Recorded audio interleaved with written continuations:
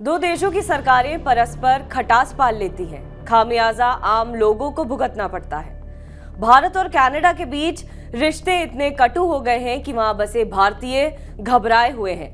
वे भारतीय पासपोर्ट धारक हैं, परंतु नौकरी या व्यापार कनाडा में कर रहे हैं। अब कनाडा में बार बार उन्हें सफाई देनी होगी कि वे कनाडा के प्रति वफादार हैं।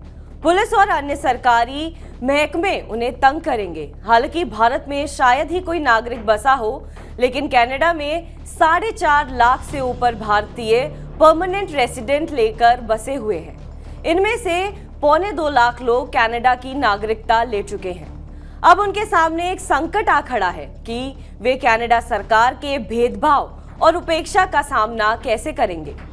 कनाडा दुनिया में रूस के बाद सबसे बड़ा देश है, लेकिन आबादी मात्र 3.80 करोड़ है। इसलिए कनाडा की आप्रस्वान नीति बड़ी उदार है। वहां बाहर से लोगों को बुलाया जाता है। चीन और दक्षिण एशिया तथा वियतनाम, थाईलैंड, मैक्सिको, ब्राजील और अरब देशों की बहुत बड़ी आबादी वहां बसी है। परंतु पिछले 2 दिनों में जो कुछ हुआ, उससे भारत और कनाडा के बीच रिश्ते शत्रुतापूर्ण हो गए हैं। दिल्ली में हुए G20 सम्मेलन के बाद जैसे ही कनाडा के प्रधानमंत्री जस्टिन ट्रूडो अपने देश पहुंचे, तो पाया गया कि मीडिया और विपक्षी दल कंजर्वेटिव पार्टी ने उनको बुरी तरह घेर लिया। कहा गया कि ट्रूडो ने भारत में कनाडा का अपमान करवा दिया। दरअसल जस्टिन ट्रूडो के साथ दिल्ली में प्रधानमंत्री नरेंद्र मोदी ने बहुत ही रूखा व्यवहार किया। ट्रूडो ने किया पलटवार। इसके बाद ट्रूडो ने कनाडा पहुंचकर ओटावा की पार्लियामेंट हिल स्थित ऑफिस ऑफ कॉमन्स में भारत के ऊपर खालिस्तानी नेता हरदीप सिंह निज्जर की हत्या का आरोप लगाया और कहा कि इस हत्याकांड की जांच में संकेत मिल रहे हैं कि भारत के सरकारी एजेंटों ने ये हत्या करवाई है। मालूम हो कि कनाडा के ब्रिटिश कोलंबिया में पिछले 18 जून को निज्जर की हत्या कर दी गई। मालूम हो कि कनाडा के ब्रिटिश कोलंबिया में पिछले 18 जून को निज्जर की हत्या कर दी गई।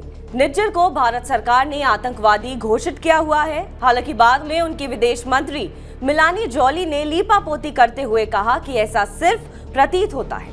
अभी G20 की बैठक के दौरान कनाडा के वैंकूवर शहर में खालिस्तान के लिए उनके नेता ने जनमत संग्रह करवाया था। भारत के प्रधानमंत्री नरेंद्र मोदी ने जब इसका विरोध किया, तब जस्टिन ट्रूडो ने कहा कि उनके देश में अभिव्यक्ति की स्वतंत्रता पर अंकुश नहीं लगाया जा सकता। ऐसी स्थिति में संबंध तो खराब होंगे ही।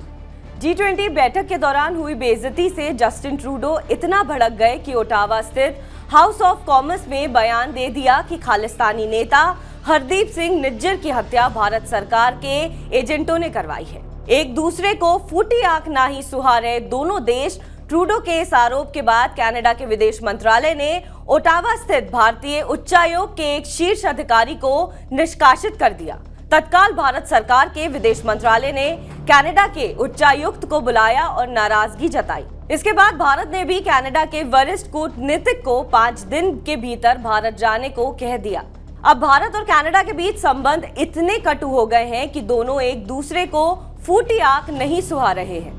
भारत का आरोप है कि कनाडा के प्रधानमंत्री जस्टिन ट्रूडो अपने देश में भारत के विरुद्ध अभियान में जुटे खालिस्तानियों को हवा दे रहे हैं। इन खालिस्तानी तत्वों को इतना बढ़ावा मिल रहा है कि कनाडा की जमीन से पृथक खालिस्तान की मुहिम में जुट गए हैं। लेकिन जस्टिन ट्रूडो इन खालिस्तानियों के विरुद्ध कोई कार्रवाई करने की बजाय भारत को ही कटघरे में खड़ा कर रहे हैं। अल्पमत में है ट्रूडो। कनाडा में सत्तारूढ़ लिबरल पार्टी की सरकार है। जस्टिन ट्रूडो की दिक्कत यह है कि उनकी पार्टी अल्पमत में है। उन्हें कनाडा की अल्ट्रा लेफ्ट पार्टी NDP का सपोर्ट मिला है। इसके नेता जगमीत सिंह है, जिनकी सहानुभूति खालिस्तानी नेताओं के साथ है।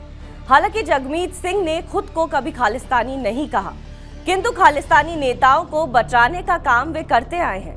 राजनीति में आने के पूर्व वे एक क्रिमिनल लॉयर थे। पिछली पार्लियामेंट चुनाव में उन्हें 24 सीटें मिली थी और जस्टिन ट्रूडो की लिबरल पार्टी को 157, लेकिन बहुमत के लिए 170 का आंकड़ा जरूरी था। इसलिए लिबरल पार्टी ने ultra left new democratic party का सपोर्ट लिया। ऐसे में कनाडा में बसे सिख उग्रवादियों का मनोबल बढ़ गया। 1980 के दशक का सिख अलगाववादी आंदोलन फिर फलने फूलने लगा। एनडीपी में सिर्फ सिख ही नहीं है, अन्य लोग भी काफी हैं, भारतवंशी कैनेडियन फॉरेनर्स भी। लेकिन कनाडा की संघीय संसद में 18 सांसद हैं। इसमें से अधिकांश खालिस्तानी नेताओं के प्रति सहानुभूति रखते हैं। कुछ हिंदू सांसद भी हैं, चंद्र आर्या, अनीता आनंद और सोनिया साहनी हैं, जिनके दबाव में पिछले वर्ष 2022 के नवंबर महीने को ट्रूडो ने हिंदू हेरिटेज मंथ घोषित किया था। ये बात वहां के खालिस्तानी समर्थक सिखों को अच्छी नहीं लगी। उन्होंने वैंकूवर के सरे और टोरंटो में ब्रैकपटन में भारत विरोधी गतिविधियां शुरू कर दी। कई बार तो टोरंटो में भारत कॉन्सुलर जनरल के ऑफिस के सामने प्रदर्शन भी हुआ। इसके अतिरिक्त हिंदू मंदिरों में तोड़फोड़ भी की गई, किंतु कनाडा की ट्रूडो सरकार ने कोई भी कार्रवाई नहीं की। जब भी उनसे पूछा गया, वे इसी अभिव्यक्ति की स्वतंत्रता का मामला बताकर चुप हो गए। मंदिरों पर तोड़फोड़ पर कार्रवाई जरूरी थी। कॉन्सुलेट जनरल के ऑफिस के समक्ष प्रदर्शन एक अलग बात है। इसे सिख उग्रवादी नेताओं की अभिव्यक्ति की आजादी से जोड़ सकते हैं, परंतु हिंदू मंदिरों में तोड़फोड़ पर वो कनाडा सरकार को फौरन कार्रवाई करनी चाहिए, क्योंकि ये तो कनाडा जैसे लोकतांत्रिक देश में एक दूसरे समुदाय के पूजा स्थलों पर हमला है। जिस कनाडा में रंग भेद और नस्ल भेद के विरुद्ध कड़े कानून हैं, वहां हिंदू समुदाय के पूजा स्थलों पर हमला क्या बताता है? जाहिर है कि जस्टिन ट्रूडो कनाडा के इतिहास में सबसे कमजोर और नाकारा प्रधानमंत्री हैं। मालूम हो कि जब भारत में सिख आतंकवाद चरम पर था तथा कनाडा में इन आतंकवादियों के अड्डे बने हुए, तब इन्हें जस्टिन ट्रूडो के पिता पियरे ट्रूडो प्रधानमंत्री थे। जब समय भारत की प्रधानमंत्री इंदिरा गांधी ने उन्हें कई बार अवगत कराया, लेकिन उस समय पियरे ट्रूडो भी अनसुनी कर गए। भुगतना पड़ा खामियाजा। इसका खामियाजा भी उन्हें भुगतना पड़ा। 9 सितंबर को नरेंद्र मोदी ने जस्टिन ट्रूडो के साथ उस गर्मजोशी से नहीं मिले जैसे कि जो बाइडेन, ऋषि सुनक या इटली की पीएम से मिले। ट्रूडो उसी शाम राष्ट्रपति के भोज में नहीं आए और 10 को जब उन्हें वापस लौटना था, तब उनके विमान में खराबी आ गई। उनकी वापसी 36 घंटे विलंब से हो पाई। इस बीच वे होटल ललित के अपने स्वीट में कैद रहे।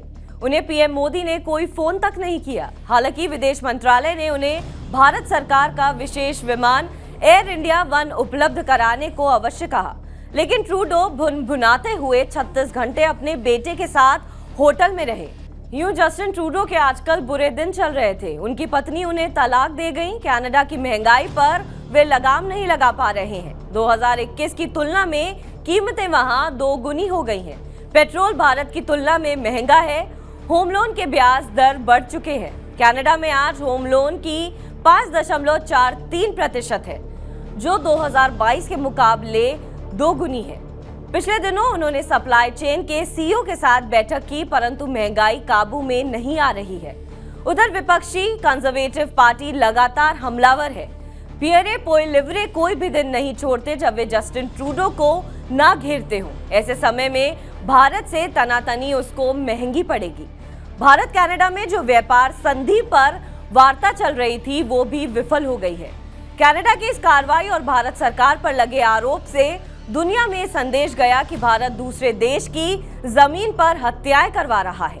कनाडा के एक वरिष्ठ पत्रकार ताहिर गोरा ने कहा कि हम सब जानते हैं कि ट्रूडो का भारत दौरा कुछ खास नहीं रहा, लेकिन उन्होंने जो ये आरोप लगाए हैं उसकी टाइमिंग हम सारे कनाडा के लोगों के लिए शॉकिंग है।